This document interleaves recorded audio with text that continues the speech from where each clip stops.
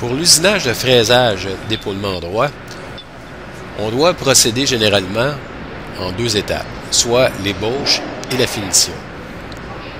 Pour l'ébauche, on utilisera des fraises en carbure à plaquettes de 90 degrés, des fraises en bout pour ébauche à 4 lèvres ou des fraises en bout à 2 lèvres.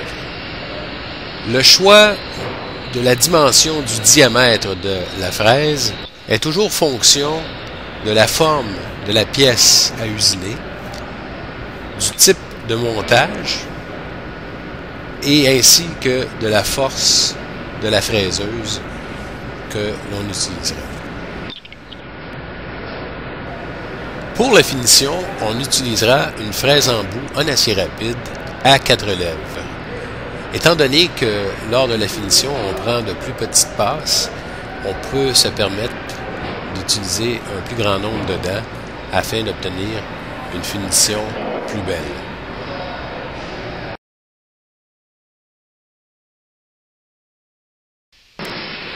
Avant d'usiner l'épaulement droit sur la fraiseuse, nous irons sur le marbre pour y faire son traçage. Pour la démonstration, nous ferons un épaulement de 500 millièmes de hauteur par 1 pouce de long.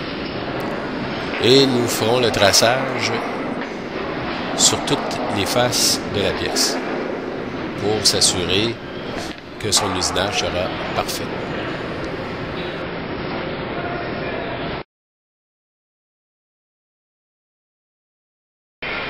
Pour l'exécution de notre épaulement en droit, nous avons choisi une fraise en carbure de 2 pouces de diamètre.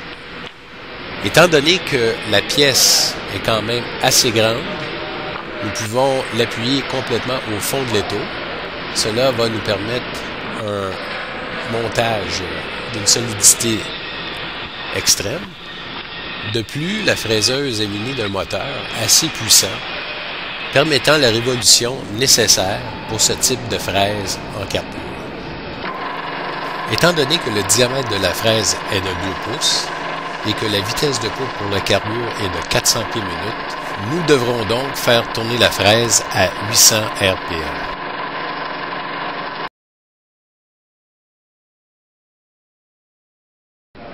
Donc, la première étape consiste à venir faire tangenter la fraise en rotation. Il est très important que la fraise soit toujours en rotation lorsqu'on fait un tangentement. Peu importe le type de fraise, il est très important que la fraise soit toujours en rotation. Donc, la première étape ici, on va venir se tangenter dans l'axe des X. Si on est en avant de la fraiseuse, on va venir se tangenter sur le côté droit de la pièce, selon le déplacement longitudinal de la table de la fraiseuse. Donc, on s'assure que la fraise est légèrement plus bas que le dessus de la pièce, environ 1/4 de pouce, et à l'aide de la poignée, on va déplacer la table jusqu'à ce que la fraise entre en contact avec la pièce. Dès que la fraise entre en contact avec la pièce, on arrête le déplacement de la table et on vient mettre le X du digital à 0. Et voilà, maintenant nous avons notre référence dans l'axe des X qui correspond au côté droit de notre pièce. Après, on décolle légèrement la fraise de la pièce.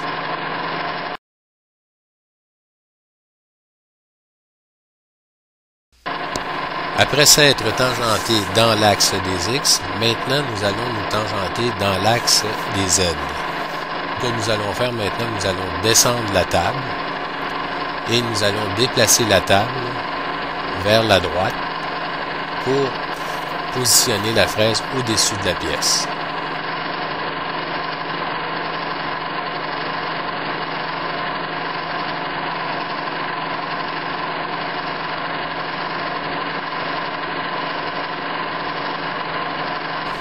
Par la suite, nous allons monter la table tranquillement jusqu'à ce que la fraise en rotation vienne en contact avec le dessus de la pièce.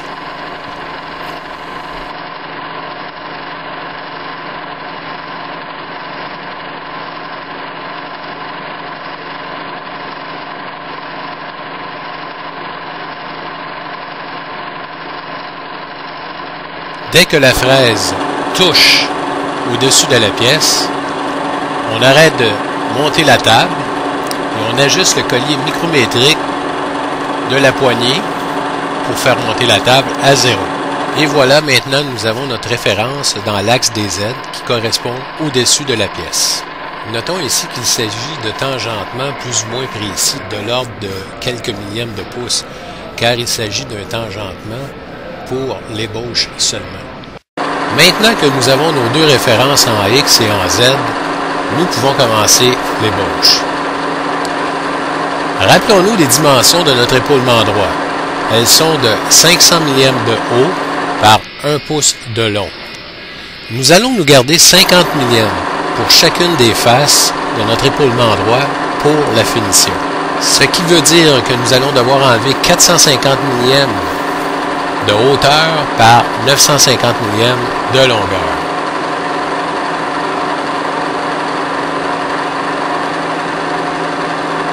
Tout d'abord, nous allons ramener la fraise en avant de la pièce, dans l'axe des Y.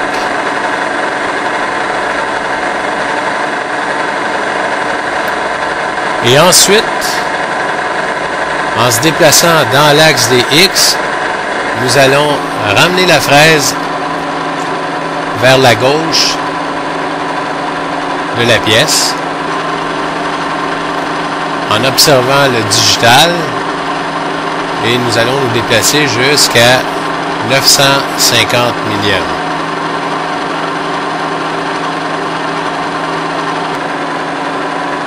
Nous voilà maintenant positionnés à 950 millièmes dans l'axe des X à l'intérieur de notre épaulement droit.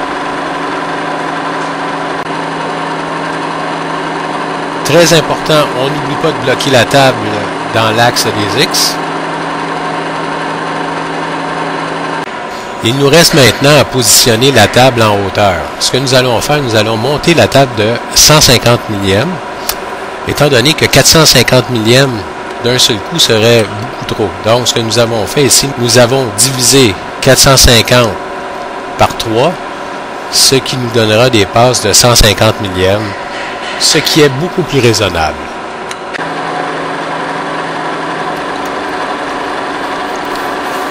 Nous voilà maintenant positionnés et prêts à prendre nos passes d'ébauche. Alors là, ce qu'on va faire, c'est que on va s'assurer de prendre nos passes avec la méthode en opposition. Donc, ce qui veut dire, c'est que la fraise doit être en avant de la pièce et on amène la fraise vers l'arrière de la pièce. Lorsque la fraise a complètement passé à travers la pièce, on ramène tout simplement la fraise vers l'avant et on va monter la table, encore une fois de 150 millièmes. Lorsque notre table est montée de 150 millièmes, à l'aide de la poignée pour le déplacement en Y, on reprend une deuxième passe. Ce qui veut dire maintenant que nous enlevons 300 millièmes. On s'assure que la fraise a complètement passé à travers la pièce. On revient sur nos pas. On ramène la fraise en avant de la pièce, toujours de façon à usiner en opposition. Et on monte la table pour une dernière passe de 150, ce qui nous donne un total de 450 millièmes. Et voilà, on prend la troisième passe.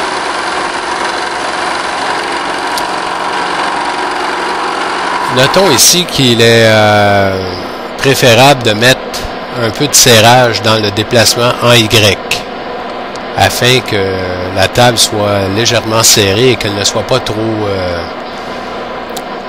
libre. Lorsqu'on a pris la dernière passe, on peut revenir en avant avec la fraise et on revient à l'arrière pour arrêter finalement la rotation de la fraise. Et voilà, nous venons d'exécuter notre ébauche tout en laissant un 50 millième sur la hauteur et sur le côté de l'épaulement droit. Maintenant, nous sommes prêts à faire la finition.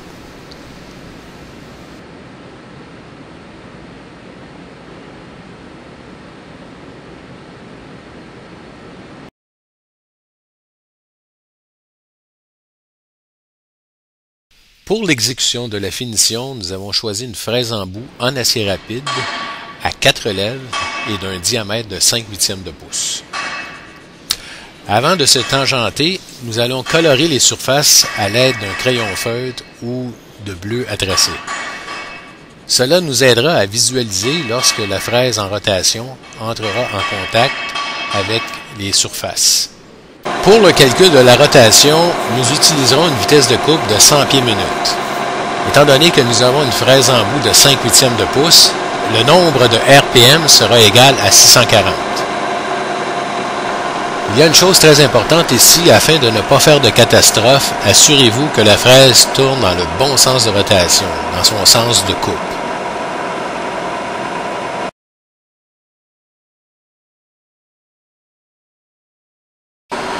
Tout comme pour l'ébauche, nous allons commencer par le tangentement dans l'axe des X, selon le déplacement longitudinal de la table. Déplacez la fraise de façon à ce qu'elle soit environ dans le centre de la pièce, sans qu'elle touche le fond de l'épaulement. Par la suite, rapprochez tranquillement la fraise de votre surface à tangenter. Et lorsque la fraise effleure la surface, vous allez l'entendre et le voir grâce à au crayon feutre que vous avez appliqué sur la surface. Eh bien, lorsque la fraise touche à la pièce, vous mettez votre digital à 0 dans l'axe des X. Ce 0 dans l'axe des X redevient votre nouvelle référence pour la finition que vous allez exécuter à l'aide de votre fraise en bout 4 lèvres.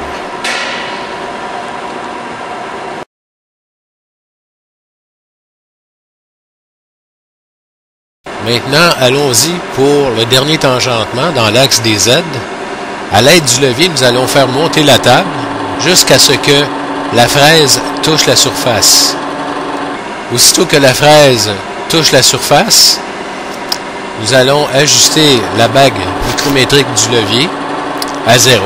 Et cela deviendra notre nouvelle référence en Z pour exécuter notre finition.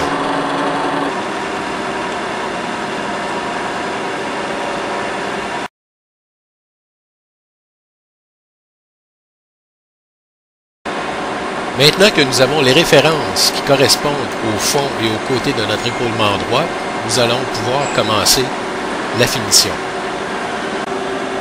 Rappelez-vous que nous nous étions gardés 50 millièmes pour le fond et le côté de notre épaulement droit.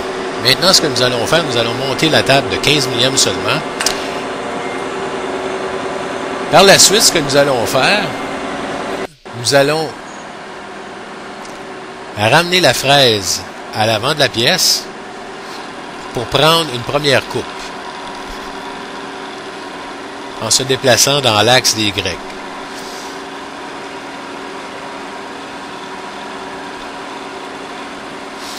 Lorsque nous avons pris notre première coupe, nous allons ramener la fraise en avant de la pièce pour maintenant se déplacer dans l'axe des X. Et ici, au lieu d'arrêter à 0, nous allons continuer à moins 15 millièmes pour enlever une surépaisseur de 15 millièmes sur le côté de notre épaulement droit.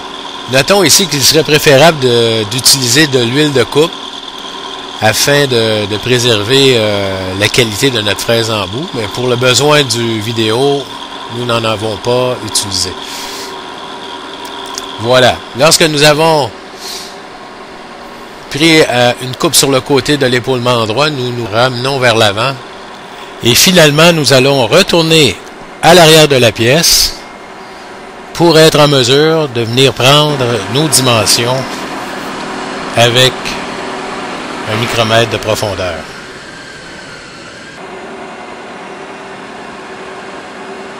Rappelons qu'il est toujours préférable d'usiner avec un léger serrage pour le déplacement de la table, et ce dans tous les axes, dans l'axe des X, dans l'axe des Y et dans l'axe des Z.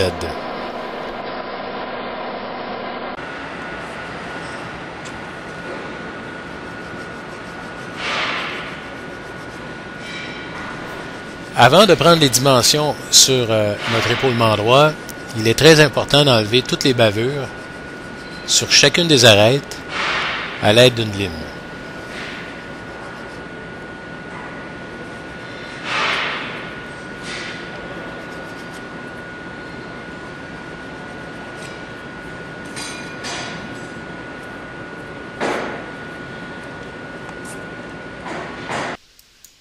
Maintenant, récapitulons. Depuis le début, notre tâche était de faire un épaulement droit de 500 millièmes de haut par 1 pouce de long. Donc, ce qu'on a fait en premier, nous avons fait une ébauche en laissant 50 millièmes de surépaisseur sur chacune des faces. Ce qui veut donc dire que nous avons enlevé 450 millièmes dans la hauteur et 950 millièmes sur la longueur. Après ça, on a pris la fraise en bout 4 lèvres et nous nous sommes retangentés pour enlever une surépaisseur de 15 millièmes sur chacune des faces. Ce qui veut donc dire que théoriquement, pour la hauteur, nous devrions être rendus à 465 millièmes et pour la longueur, nous devrions être rendus à 965 millièmes. Maintenant, nous allons mesurer les dimensions à l'aide d'un micromètre de profondeur de notre épaulement droit. Pour ce qui est de la hauteur de l'épaulement,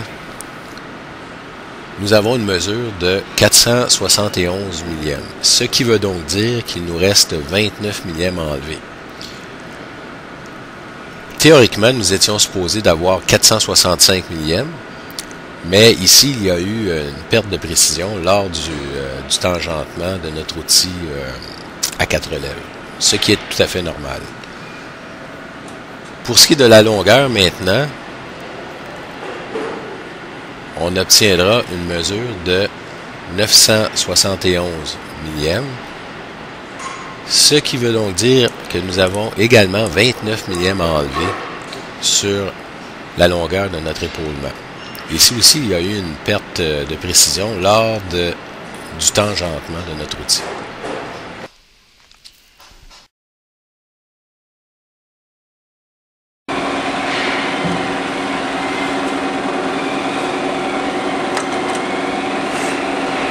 Exécution des dernières passes. Tout d'abord, nous allons monter la table de la fraiseuse de 29 millièmes. On était à 15 millièmes sur la bague micrométrique, ce qui veut donc dire que nous allons arrêter à 44 millièmes.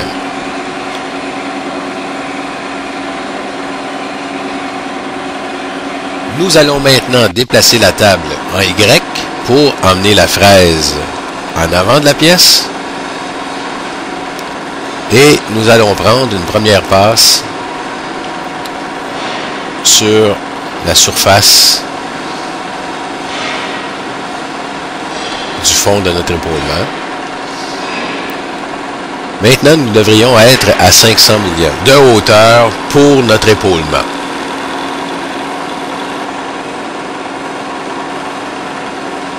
Lorsque la fraise se retrouve à l'arrière de la pièce, nous la ramenons vers l'avant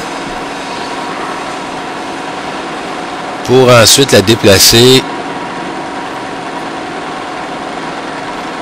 vers le côté de l'épaulement droit.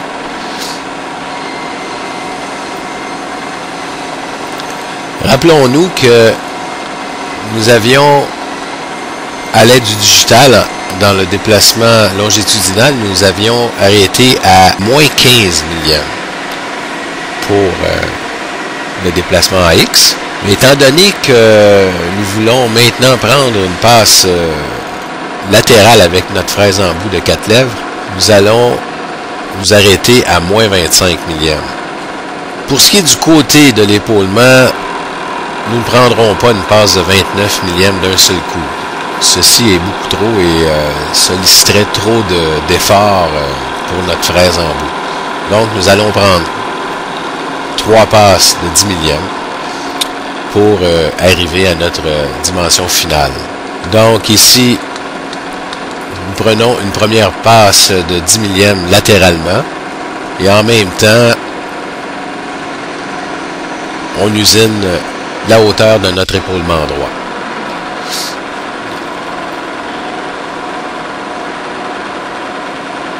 On ramène la fraise à l'avant de la pièce pour ensuite déplacer la table en X à moins 35.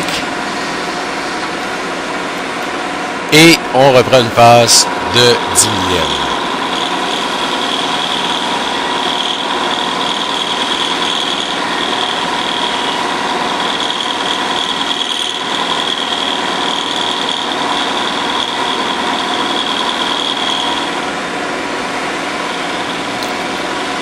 Voilà, maintenant il nous reste une dernière passe à prendre de 9 millièmes. Nous allons déplacer notre table longitudinalement à moins 44 millièmes pour enfin exécuter la dernière passe.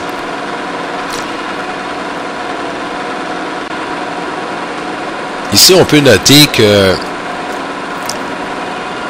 on peut arrêter entre les passes notre fraise pour prendre des mesures. Souvent, lorsqu'on veut effectuer un contrôle plus précis, on peut arrêter en cours de route pour revérifier à l'aide de notre micromètre de profondeur nos dimensions.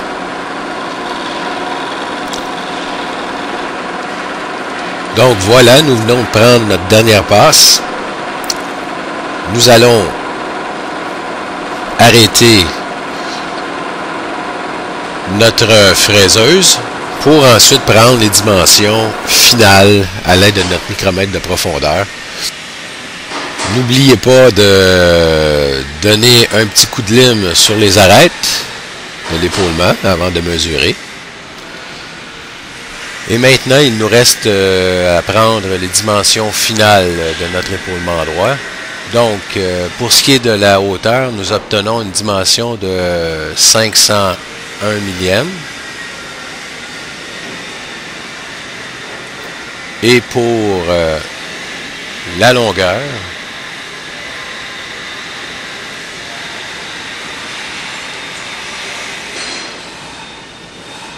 nous obtenons une dimension de